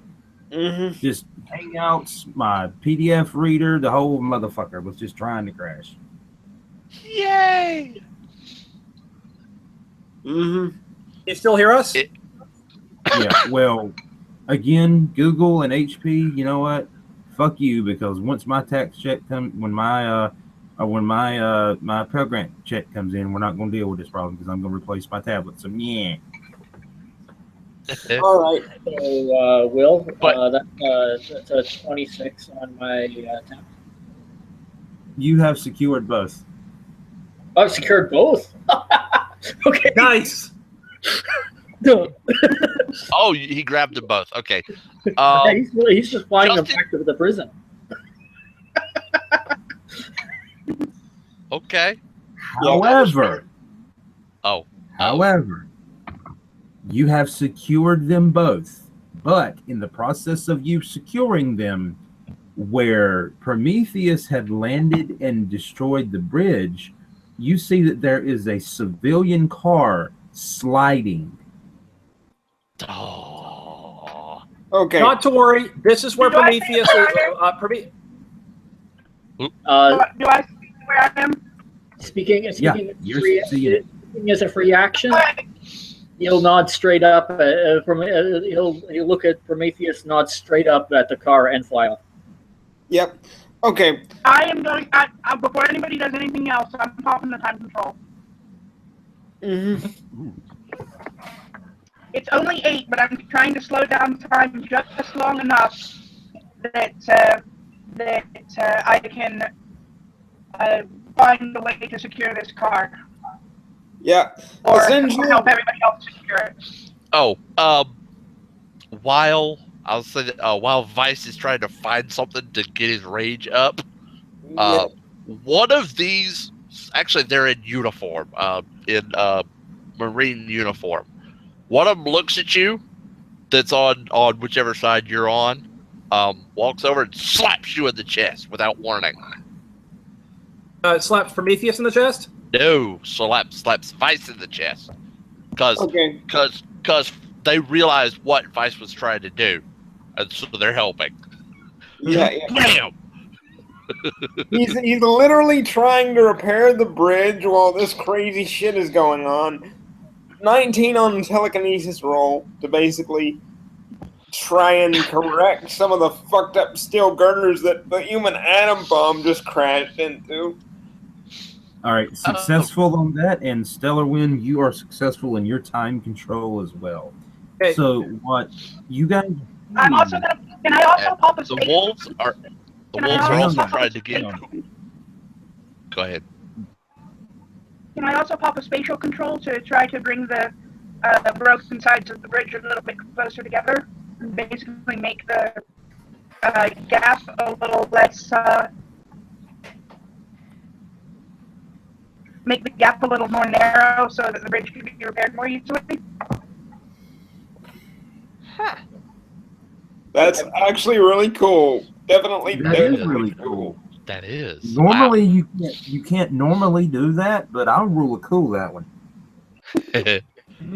Meanwhile, while the repairs are going on, the Marines are trying to get everybody off the bridge. Just sort of, getting them out of their cars and getting them off.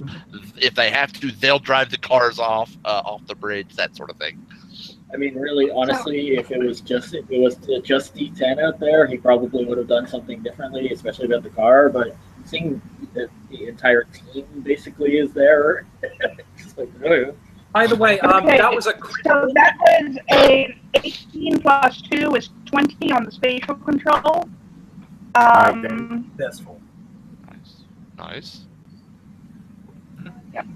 Now I've only got 200 feet, I think, with 2 rings and spatial control, but that should be enough to help. Yep, yep. By the way, I just got a crit on the super strength roll that I did. So that's a full 27. That's a full 28. Sorry. Okay, remind me, you were attempting to repair the bridge or the car, catch the car? What I'm attempting to do is literally jump up and hang on to the edge of the bridge, push the car back over onto the bridge, and then at that point, heave myself up and physically put the bridge back together. You critted it, so yeah, go for it. All right. In panel-esque scene over the next couple of panels, Prometheus jumps back up as the car is teetering, literally jumping. So this way he pushes he jumps in a trajectory arc, so he manages to hit the front of the car as it's teetering, push it back onto the bridge, and then as he's hanging on, heft himself up, and then physically pull back the girders and pressure weld them together.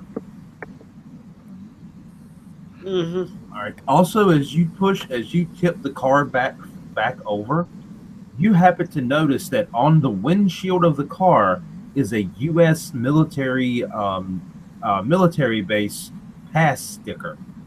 Uh-huh. Oh. Ooh. Mm-hmm. We just saved a military guest. At least a military guest, if not a soldier. Mm-hmm. Yeah. Okay, well, I'm going to be rolling for the boost on my suit in this next one. Okay. I got the 5-point version of boost, but it's only 1 rank, so let's hope this rolls good. And that's a 17 on the roll. That is successful. You need a 15. Noise. Okay, so basically what happens with Vice is you just kind of see this massive aura of this red energy and this kind of lightning detritus kind of zooming in on him. and he's just amping everything he can up right now to try and actually help in this ridiculous physical explosion that, almost destroyed the bridge. So yeah, this bastard is gonna be repaired whether it likes it or not.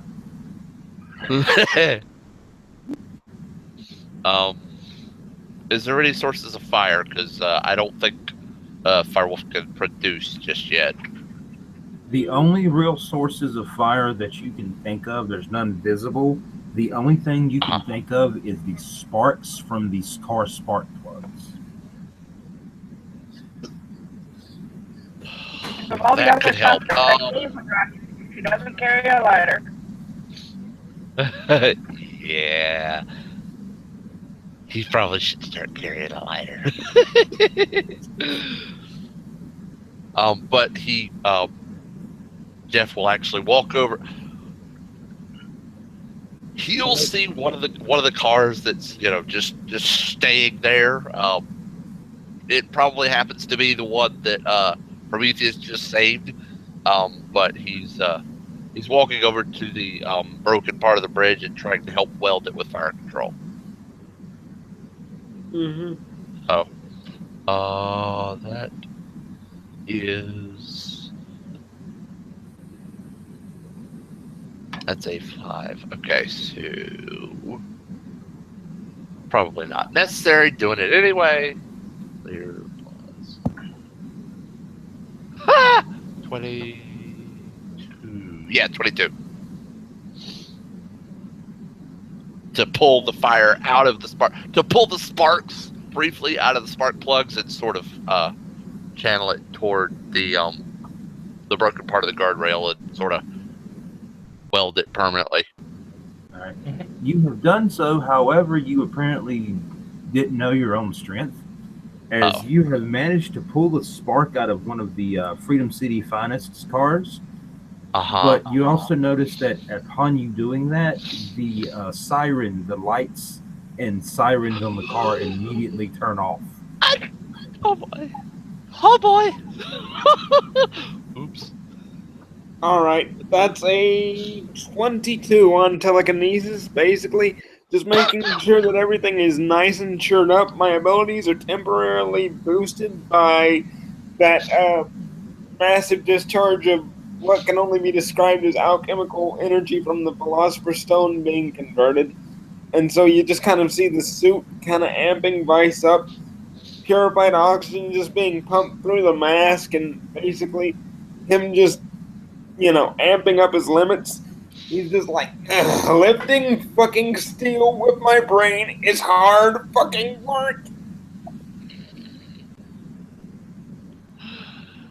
All right, now is anyone actually at the car? I know that Prometheus pushed it back over, but is anybody actually at it right now? Yeah, I was at the car. I was also at the car because while I was doing my spatial control thing, I was trying to secure it to stop it from teetering over. Yeah, so okay. Prometheus would also be at the car. Probably the next thing I'm going to do is I'm going to check to make sure the occupants of the car are okay. All right. As you have basically decided you wanted to check on the car, the driver of the vehicle is indeed a military man. You see on his uniform the name Foster, Foster. On the opposing side of his uniform reads U.S. Navy. And he wears captain's bars on his lapel. I'll say that after Jeff finishes the welding, he's walking over too. So he'll see if he sees this. Is the driver's side window rolled down? It is. Okay, Aranya's gonna lean towards the window. Pleasure to meet you, Captain Foster. Are you all right, or do you require medical attention? I'm okay, but I'm pretty sure I'm going to have to change my uniform pants. You hear, okay, Aranya hears a chuckle behind her from Jeff. And then there's a, oh, and then a boom. And if you turn around, he's in attention and saluting. Because technically, well, you don't know this because you're not military. But yeah, Will and I know what's going on here. Mm-hmm. Can I ask a question? Yes, you can. Are these idiots that just probably sprang themselves for the quickest jailbreak of all time resisting me? Yeah, there's pretty much going, well, shit. Basically, what D10 is going to do is he's going to fly them over the wall, and at a proper trajectory, he is going to release them to give them a nice road rash as they slide across the workout field of the prison, but nothing to do any real serious harm. A couple of grass stains here and there. Yeah, I get you. And then land prepared to fight them if they want to really push the issue.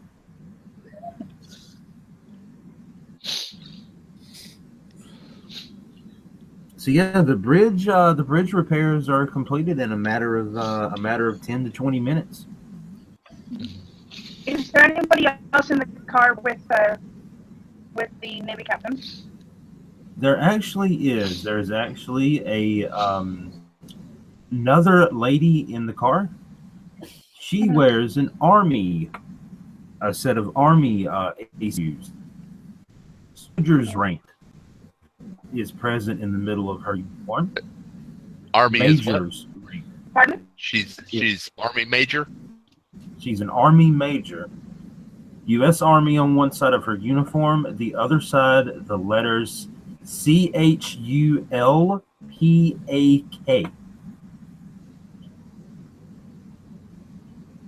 Pack. And Aranya will look over to her as well and say, and Major Cholpak, pleasure to meet you as well. Are you all right, or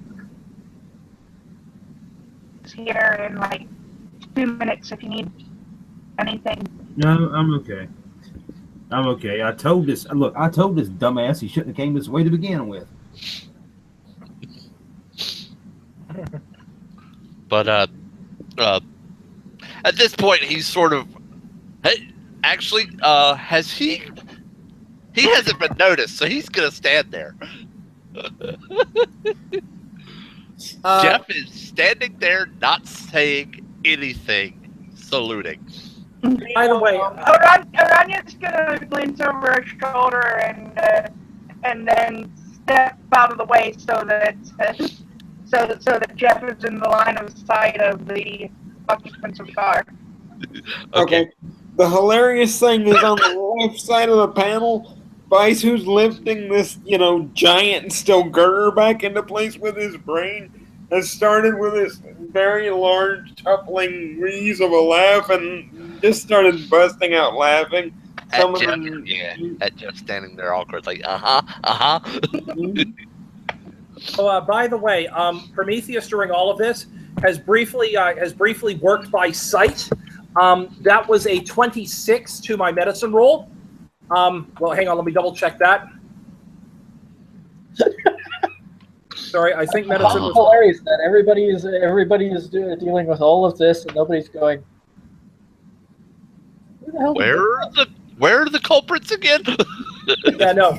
But knowledge medicine 12. That was so 14 plus 12 is 26 to make sure that the occupants of the car are not in shock or any other major any other obvious medical issues. They are both in shock. They are both in shock. Okay. Yeah. In light of that, Prometheus proceeds to walk up and gently knock on the door of the car.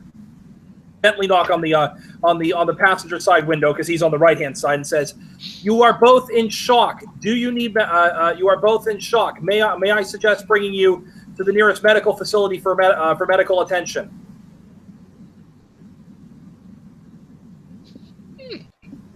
At which point you see that Stellar Wind and Prometheus are standing on the opposing side of the car as well.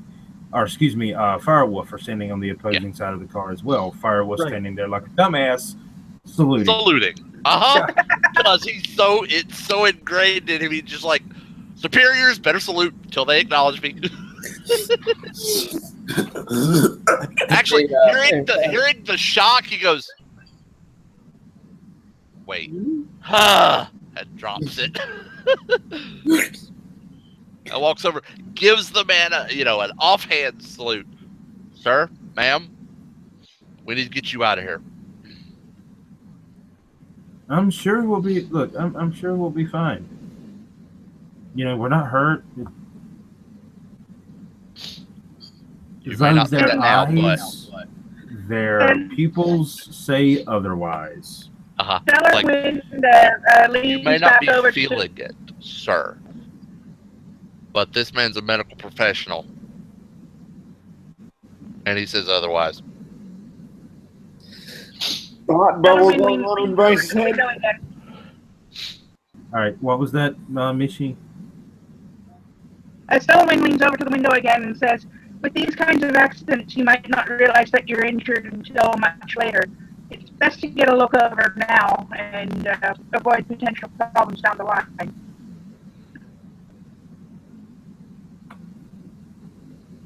If you say so. I know TRICARE is not going to cover it, but if you say so. Prometheus proceeds to hand a card over to Stellar Wind on the opposite side and says, "Please hand this over to them. The Nash Foundation will take care of all medical bills pertaining to this." And Stellarwind nods and leans over again and says, "Don't worry about the medical bills. We got it covered." Meanwhile, thought bubble going on in Bryce's head. Literally the most reckless uses of superhuman attributes I have literally ever seen, ever. This motherfucker unleashes a nuclear bomb of physical force and suddenly he's glad-handing with military personnel.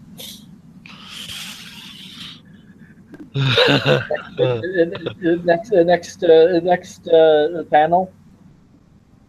10 going. Okay, they were quick to the bridge.